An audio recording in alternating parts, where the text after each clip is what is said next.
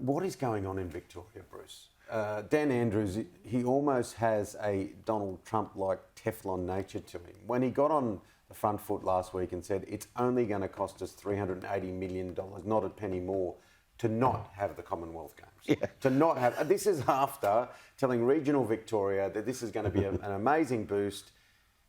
It's a schmozzle, really. Well, it's better, I think, for him to have that embarrassment now than further down the line when the loss looked like it was going to be something in the order of $1.6 billion. I think that was the number that was being bandied around a few weeks ago when they decided to abandon those games. It's a game of political damage control, really. Do it now and you can hopefully get it out of people's minds before the next election. But yeah, nearly $400 million is a heck of a lot of money to have to pay for cancelling something. It came the same day that Anthony Albanese announced $200 million to go to women's sport. So the figure was really contextualised, and we were on the back of the World Cup and saw what that did as well as a feel-good and a boost to the economy as well. Well, it was never going to be a good day for Daniel Andrews and Labor in Victoria with that sort of a number. What he is doing, though, and that this is the realpolitik of it all, I think it's just trying to draw a line under it and move on well in advance of the next election. Yeah, absolutely. That's a political well, that's it, absolutely. And it's hard. It's a hard hurdle to jump over, pardon the pun, $380 million. Now, Alan Joyce appears to be on a charm offensive.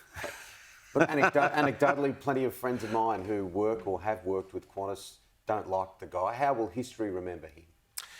Look, right now, I suspect that they won't be feeling too... I suspect that history won't be all that kind to Alan Joyce. I think there's a sense that Qantas, under his leadership, hasn't really maintained the traditions and the standards that it has in the past. The cost of travel is out of control for a lot of people, just absurdly high fares.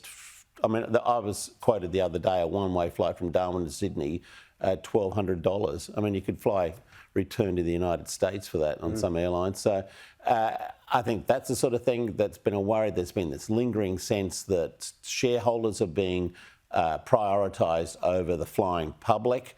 And that, of course, is a disaster when it comes to your reputation. And so money that the taxpayers spent a heck of a lot of money saving Qantas during COVID, and then we see billions being poured back into shareholder profits, and of course, people will then point to him and say, well, you're a shareholder, you're benefiting from it. So I don't know that that's a fair criticism of him in that personal sense, but I do think that it's a company which is starting to have its image tarnished as being the premier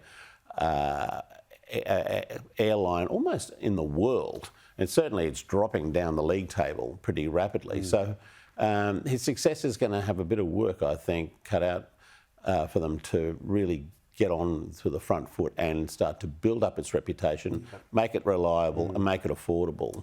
Yeah, and look, a lot of people perceive fairly brutal treatment of staff as well during that time. Indeed. Yeah. Well, don't speak to the Transport Workers Union about Alan Joyce and how they felt that they were treated, their baggage handlers and others.